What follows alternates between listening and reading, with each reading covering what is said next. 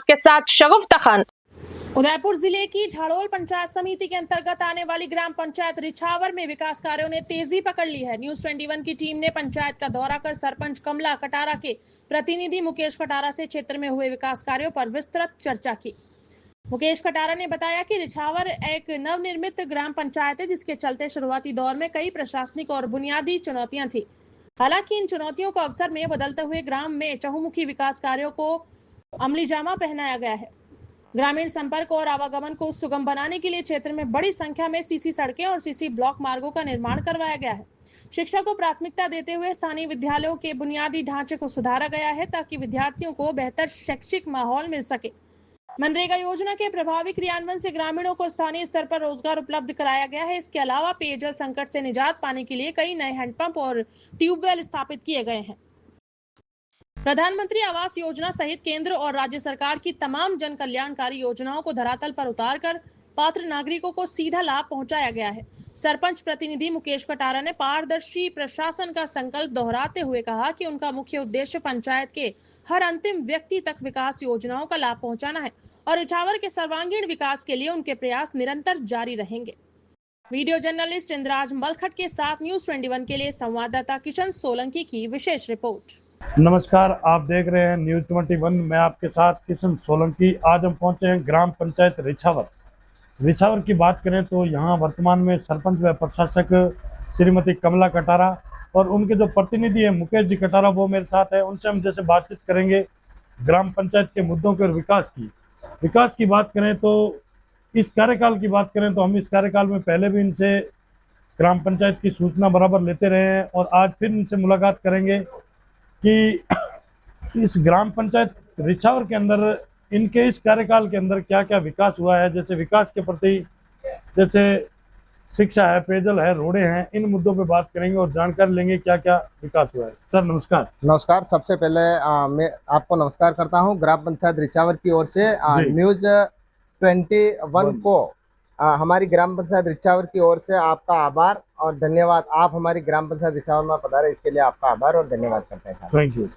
तो सरपंच साहब जैसे बात करेंगे अपन इस ग्राम पंचायत की, क्योंकि सरकार ने कार्यकाल भी बढ़ाया है और वैसे भी आपको काफी लंबे समय मिला है और जो आपका जो कार्यकाल है वो लगभग कांग्रेस की सरकार में निकला और वर्तमान में राजस्थान में भाजपा की सरकार है। तो जैसे बात करेंगे सबसे पहले नरेगा के अंदर लोगों को रोजगार कितना मिला है इस कार्यकाल में? जैसे देखा जाए तो साहब हमारे यहाँ नरेगा के तहत जो व्यक्ति काम करना चाह रहा है बिल्कुल वो काम परमानेंट कर रहा है। पहले तो सरकार के 100 दिन थे, अब 1 जुलाई से सरकार ने 125 दिन बिल्कुल कर एक जॉब कार्ड पे कर रखे हैं। जी राम जी बीपीजी जी राम जी योजना के तहत। और जो व्यक्ति काम करना चाह रहा है वो वर्तमान में काम कर रहा है। वर्तमान में भी नरेगा साइट चल रही है और अच्छा काम चल रहा है। बिल्कुल। तो सर जैसे बात करेंगे अपन पूरे राजस्थान की बात करते हैं, एक के लिए ग्राम पंचायत न रिछावर की न किसी और की। तो जैसे नरेगा के अंदर पक्के और कच्चे वर्ग का जो 60-40 का रेशो है, उसके अंदर जो माल मटेरियल का बजट है, क्योंकि हम और भी आपके जो जनप्रतिनिधि साथी उनसे भी मिले हैं कि जो माल मटेरियल का बजट है वो समय पर नहीं आने के कारण आज ग्राम पंचायतों में जो विकास की गति है वो बिल्कुल ठप पड़ी। इस पे आप क्या कहेंगे?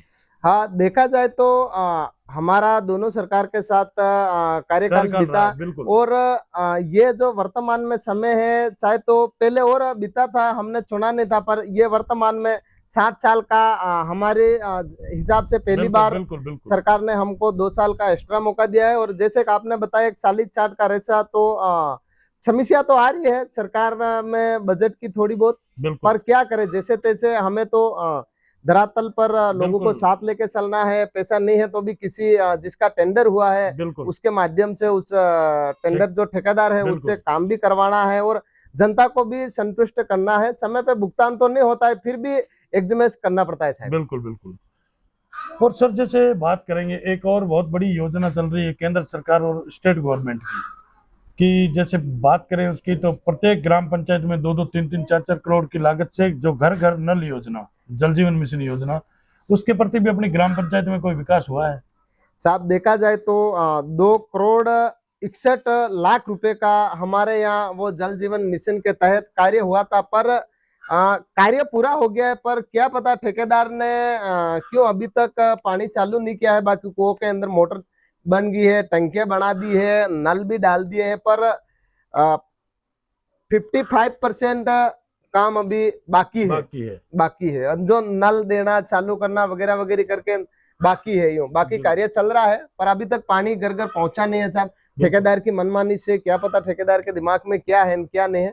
बाकी कुआ, मोटर, टंकियां वगैरह पाइपलाइन बिछा दी है, काम तो हुआ है, पर अभी तक घर घर नल से टोटी से पानी नहीं मिला है। इस कार्यकाल की बात करें तो इसके अंदर आपने पेयजल हेतु क्या क्या काम किया है?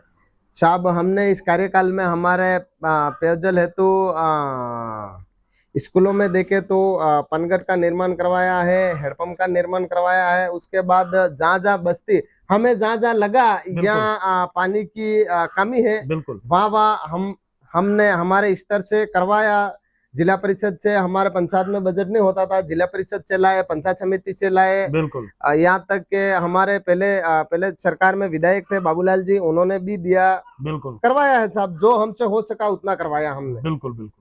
और सर जैसे बात करेंगे, अभी आप जैसे विद्यालयों की बात करी कि विद्यालयों में कोई पनघट वगैरह की व्यवस्था है, विद्यालयों की बात करें तो आज के समय में शिक्षा बहुत ही महत्वपूर्ण है, तो शिक्षा के क्षेत्र में आपने विद्यालयों में क्या क्या काम करवाए हैं? साहब जैसे देखा जाए तो आप अगली बार भी आए थे, हमने आपको अगली बार भी बताया था, पर क्या है कि अगली बार जो जर्जर विद्यालय थे, और विद्यालय में बच्चों को बैठाने मतलब एक रिक्शा का मामला था। यो बैठा है तो रिक्शा लेवे तो लेवे कौन, टीचर रिक्शा नहीं ले रहे थे, हमें कहते थे, हम भी अब 50-60 बच्चे रिक्शा लेके बैठा नहीं पाते थे, इसलिए मंत्री जी से बात की ने थोड़े दिन के लिए तो हमने बच्चों को हमारे पंचायत भवन में बिठाने के लिए जगह दिया।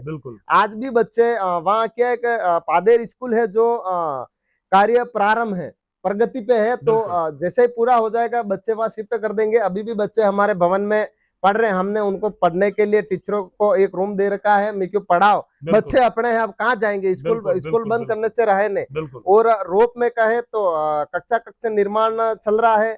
यहाँ राजकीय उच्च माध्यमिक विद्यालय रिचावर में भी 4 कक्षा निर्माण है, उसमें से 2 कक्षा कार्य प्रगति पे है, और 2 और ठेकेदार का टेंडर हो गया, वो एनओसी मांग रहा है, उसको चालू करवा देंगे बहुत जल्दी चाबियों, इसी महीने में चालू करवाएंगे उसको भी जी।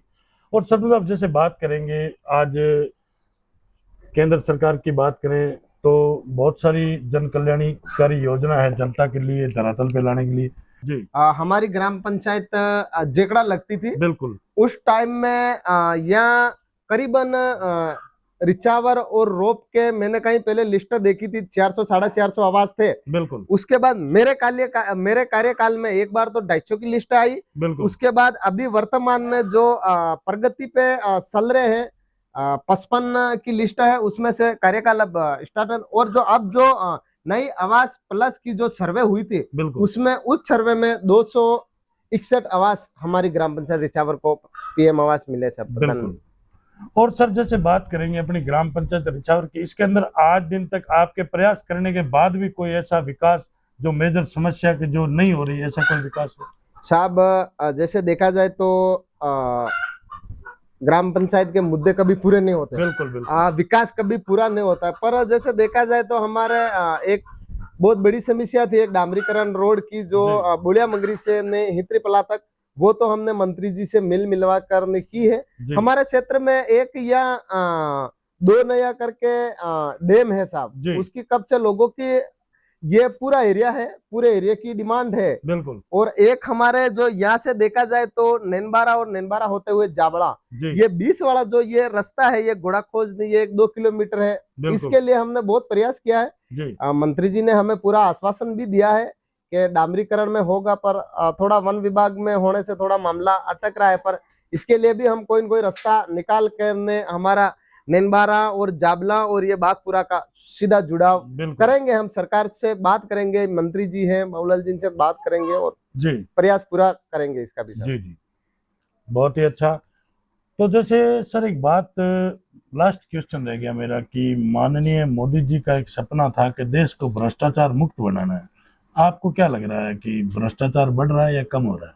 साहब इसमें जब देखा जाए तो वास्तविक तौर से भ्रष्टाचार कम तो हुआ है। जी कम होने का कारण क्या है? वर्तमान में अभी मेरे घर से मैडम सरपंच है, बिल्कुल हम उनसे इतनी भागा दौड़ी नहीं होती है, जाना आना हम उनकी हेल्प करते हैं। बिल्कुल बिल्कुल जैसे प्रधानमंत्री मोदी जी ने वो प्रत्येक व्यक्ति का खाता खुलवाया। बिल्कुल अगर खाता खुलवाया, जैसे पहले जो नरेगा का जो पैसा आता था बिल्कुल और पीएम आवास का जो मटेरियल का वगैरह वगैरह पैसा आता था, सारा पैसा सरपंच और सचिव के पास आता था। बिल्कुल तो वो उनके हिसाब से लेबरू को और मकान मालिक को उनके हिसाब से देते थे। बिल्कुल बिल्कुल अब जो कई व्यक्ति नरेगा में काम भी कर रहा है, बिल्कुल सीधा उसके खाते में आएगा।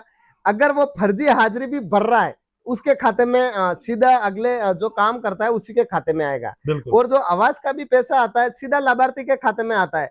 जब पंचायत में हमारे पंचायत चाहे लगा रखे हैं बिल्कुल और उसके खाते से अगर वो पैसा निकाल के और पंचायत चाहे को वो कोई फोटो खिंचवाने जियो टैगिंग करवाने के लिए देता है, तो वो उसकी गलती, बिल्कुल जबकि हमको नहीं बोले।